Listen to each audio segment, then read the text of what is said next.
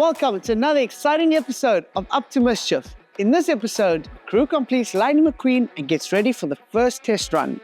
Izelle travels to the Italian Job Food Emporium in Bryanston and experiences truly authentic Italian flavor in every detail and dish. We see what performance upgrades are happening in the workshop, and Lightning McQueen has its first test run at a Killarney Racetrack Open Day. Well, sit back and relax and enjoy a jam-packed lineup.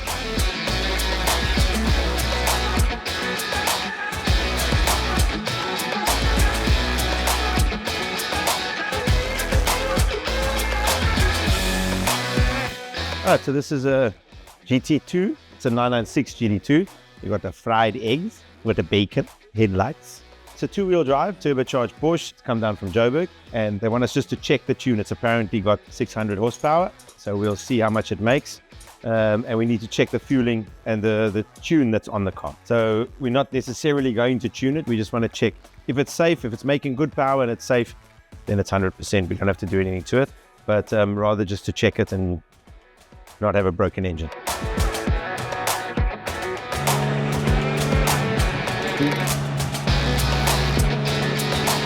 So if you look at the graph, you'll see the fuel mixtures were okay, but it's a bit dippy on the top. I think it's got an ignition timing problem.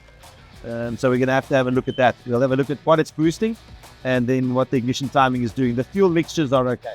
All right, so if we look at the graph now, we've put Octane Boost in the car. The car has still got all these surges. So it's not the fact that it's pinging. In other words, the knock sensors are not pulling the timing. There might be a problem with the knock sensor that's causing this. But other than that, what we need to do now is we need to actually try to see what the timing is. And it feels in the car, you can actually feel this surging. So we're going to need to try to tune the car to see if we can get this a lot smoother.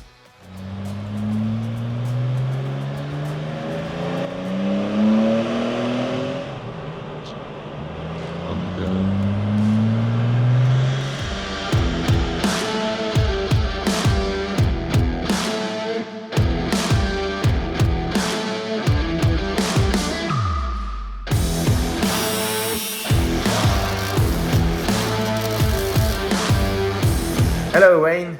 It feels like an interview, this. It is an interview.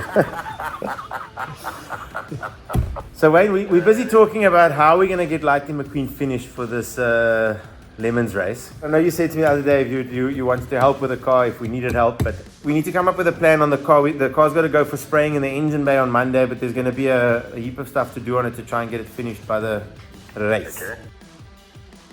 Sure. So you'll be able to help us? Yeah, for sure. There we go. There you go, Sean. There's your mechanic. Wayne's my man.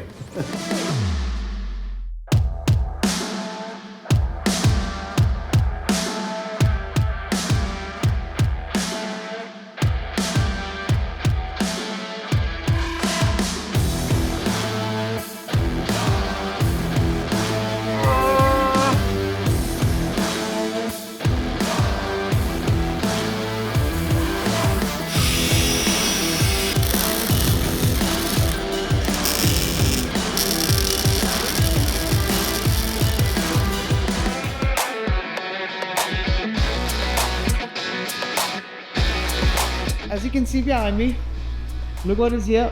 Tomorrow this car's going to be done out of this garage and ready for the engine install. So it's going to be a bit of a tight squeeze, but we're getting there.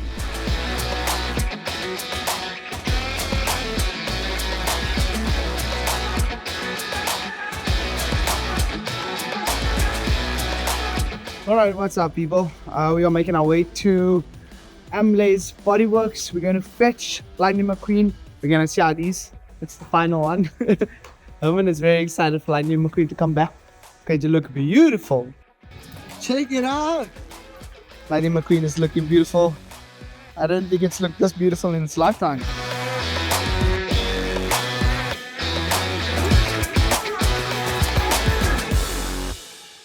As you can see right behind me, we have Lightning McQueen fresh from the body shop. I think it's the cleanest it's going to look. We have no idea how rough the racing day is going to be, but right now we have so much work ahead of us. The engine is out, we still got to get seats, we still got to redo suspension, so let's see how far they get this evening.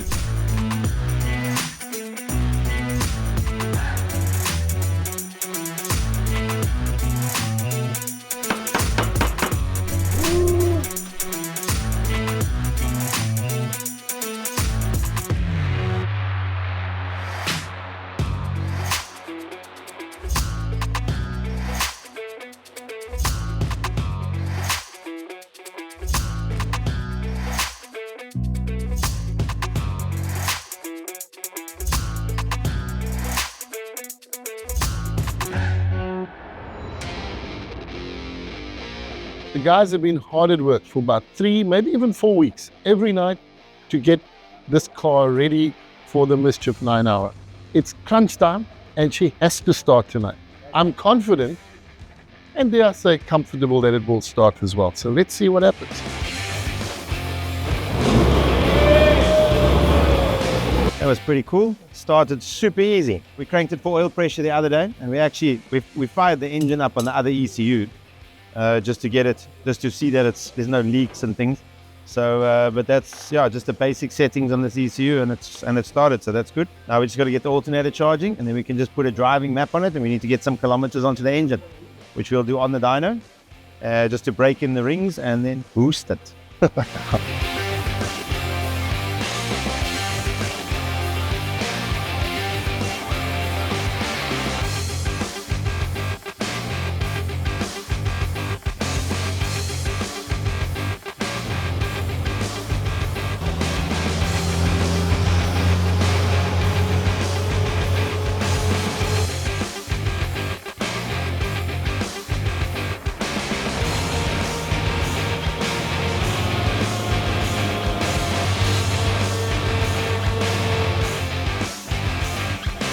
Wow, now that's a relief to see Lightning McQueen completed, and we hope that all things run smoothly on the track. After the break, Izelle immerses herself in a truly Italian restaurant.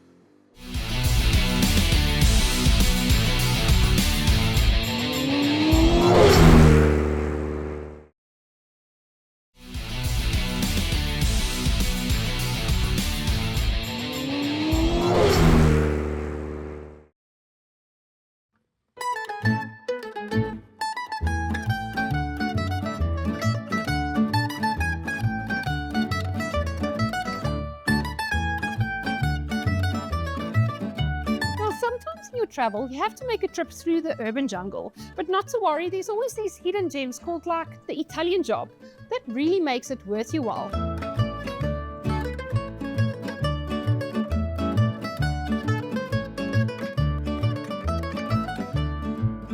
Guys, we're here in Bryanston, Johannesburg at one of my ultimate favorite foodie spots with beautiful classic cars next door and authentic Italian food. This really is such a hidden gem and the place to come for lunch, breakfast or dinner, of course. Claudia, thank you for making the time to chat to us today. Thank you for coming through. And yes, this is your favorite spot. It is quite, and this is such a busy, like nice big buzz, you know, and I think it's because everything is just made from scratch and I can actually taste the love in there. You do taste it. We prepare fresh meals every day, alla minute, but particularly around the Italian cuisine. We like to support the small guys, the homegrown stuff. So we get a lot of, when in season, the heirloom tomatoes, the porcini mushrooms, artichoke season, September time.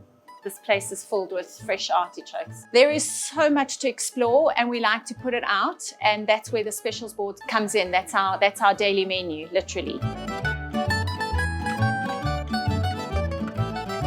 Let's just talk, you know, food from a health perspective quickly, Claudia. You know, people tend to think Italian food is pizza, it's pasta, it's loaded with carbohydrates, but there's also quite a healthy side that Absolutely. I find so anti-inflammatory actually from Italian, you know, cuisine, and it's because of the olive oil, the garlic, the fresh basil, the fresh herbs. There's a lot of freshness around it, absolutely. We don't just prepare pizza and pasta. We've got a lot of meat dishes, a lot of fish dishes. We do the fish Fridays. Italians don't just eat pizza and pasta. We have a lot of alternatives, a lot of options. We can do a burger if you wanted. And I'm peeping through the window here and I see Lorenzo's in the kitchen now. So should we go bug him and see what that is all about in there and what's happening? Absolutely, let's go. Fantastic.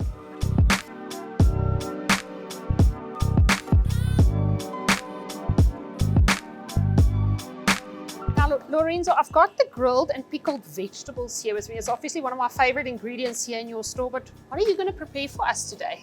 Let's put this aside and start with the burrata. So burrata is a relatively young concept of cheese. It's mozzarella, which gets stretched and then gets filled with a stracciatella cheese. I think, if I'm not mistaken, it only came out in the 80s. Relatively young, as young as you are.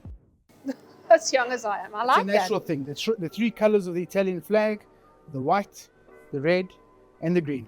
And if they grow together, they go together. So fresh tomatoes, fresh basil, and handmade burrata. And that's why the Italians really have that attention to detail. I mean, they even plan the colors.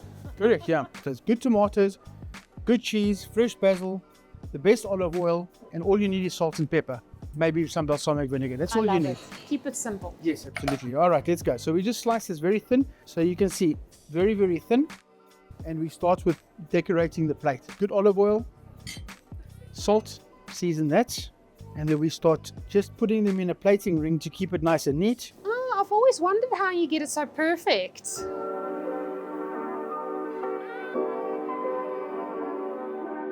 Right, then we take the burrata. You can see it's folded into a pouch. Side is a stracciatella. Okay, there we go. Then I don't throw anything away because why do you want to throw a good tomato away? Nothing will go to waste. There we go. So there's your garnish. This is the procedure that happens. It always gets made fresh.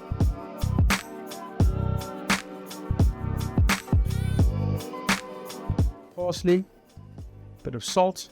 I don't put lemon juice or vinegar with this because the acidity of the tomato is more than enough, and the salt will pull it out. Go. Yeah. So you can see it's a very simple dish. Here we go. A bit more. And of course, olive oil. You can't have enough olive oil. The olive oil is the sauce. And then maybe some flowers for the ladies.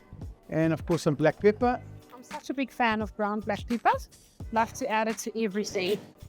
A couple of drops of an aged balsamic vinegar. Here we go. How beautiful is that?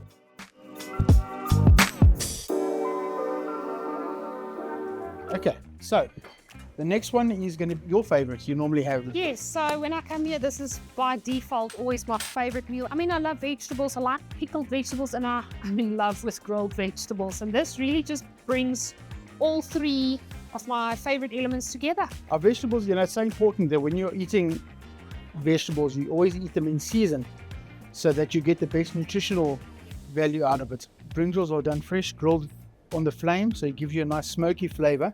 Baby marrow, sliced thin, zucchini as they say. And tell me, when these go out of season, do you change up the vegetables that you pickle? We'll just use what's in season. Okay. And then this is a pickled brinjal. So this is the only one that's really pickled. Those are grilled. This is melanzane, pickled brinjals. They can last for a very long time. It's sotto olio in Italian, which means under oil. Mushrooms are also there. Yeah. They are pickled as well. Put them on a beautiful plate. I've got a bit more of the tomatoes left over that we chopped up. Here we go. Bit of olive oil. And a bit of greens just to give you a bit of contrast. Now, to me, there's no better meal than that. I mean, that is my happy place, right? Here we go. Thank Grilled you. vegetables. You'll feel that you don't have the need for meat if you're eating vegetables like this.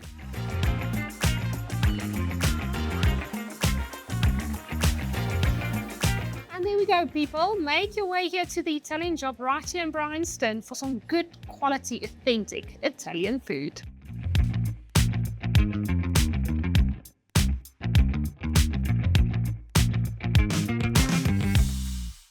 What a perfect day. Just had the most phenomenal lunch at the Italian Job. And right next door, you get to feast your eyes on guilt-free dessert with classic cars at Creative Rides.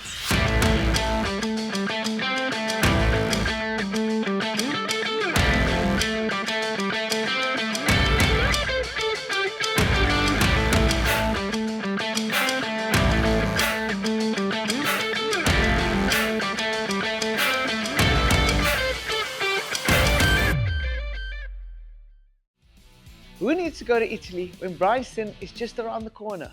After the break, we see what car's been tuned in the workshop, and it's pedal to the metal with Lightning McQueen at the racetrack.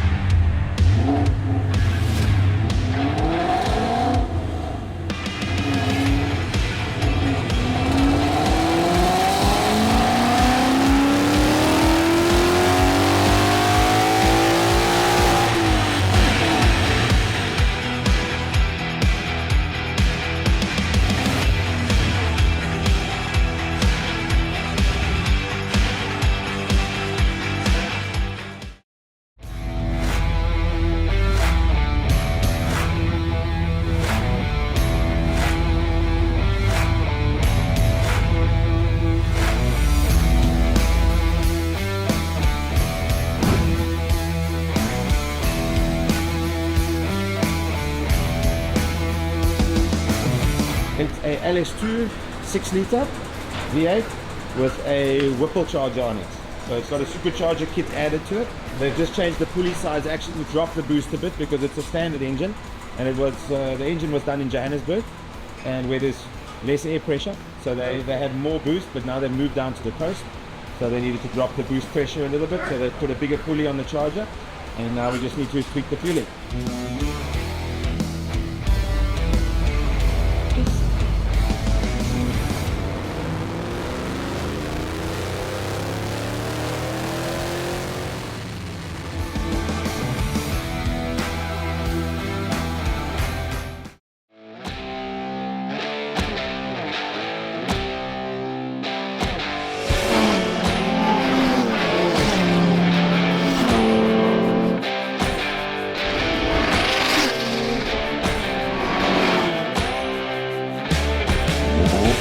Welcome to Killarney Racetrack in Cape Town, South Africa. It's an open day for the public where they get to bring their cars, have a little fun. The open track day consists of 3 classes. We got cars from Mark 1s to everyday cars, and then of course right now to the very race cars. Behind me in the pits, we have the Mischief crew and Lightning McQueen out for its first track day testing, and we're gonna go see what they're up to right now.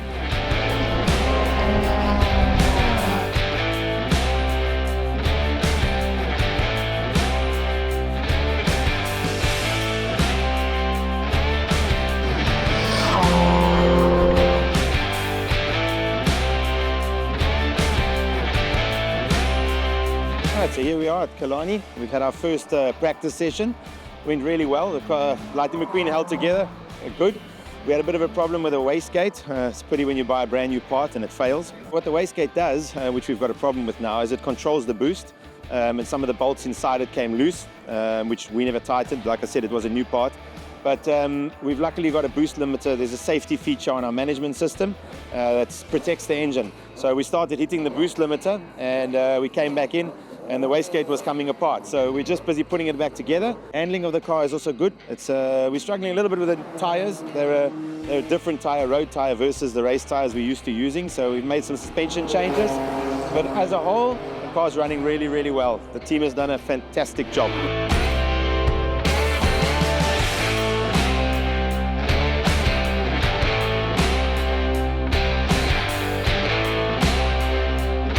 Okay, so we're going out now with the laptop. That's obviously just to make changes to the fueling, the timing.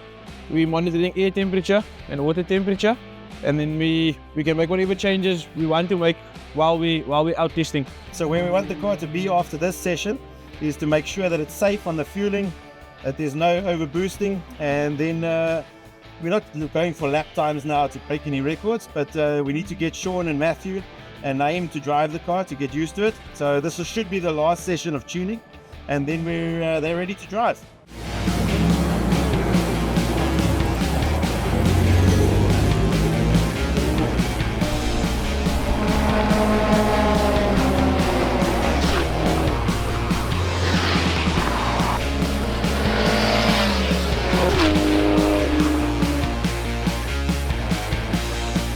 Things are not looking good right now. We just got off from the racetrack and we're still having trouble with the wastegate. And as you can see behind me, the team is trying to work on it, but not quite sure what's going to happen right now. So we're going to have to see.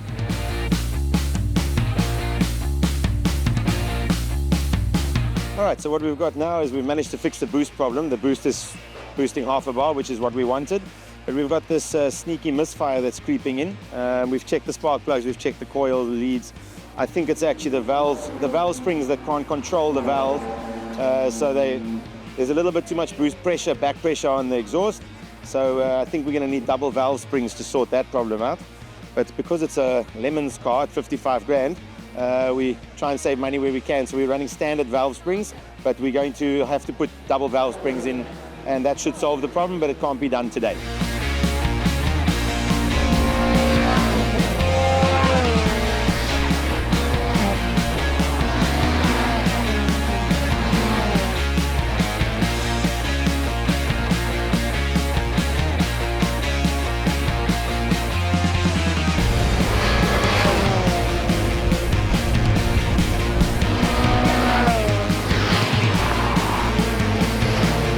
All Right, so Naeem and I have just been out just to monitor the boost to make sure that it was obviously brought down, and we were successful in doing that. However, this time it's missing, so we got to check that problem out. So right now, back to the workshop, because in exactly 1 week's time, we're going to be here for the Lemons 9 hour.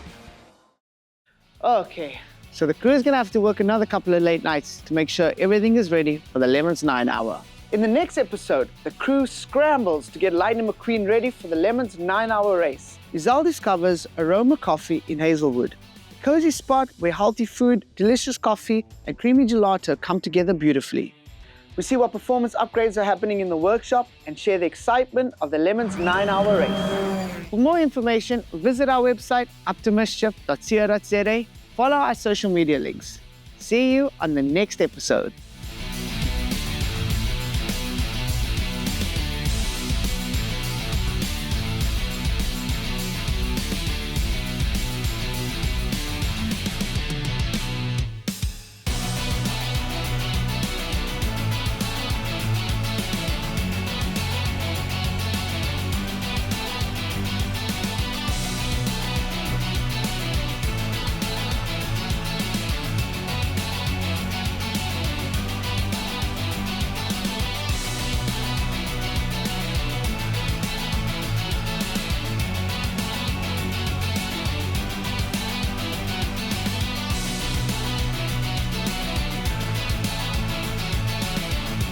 Welcome to Scrutineering.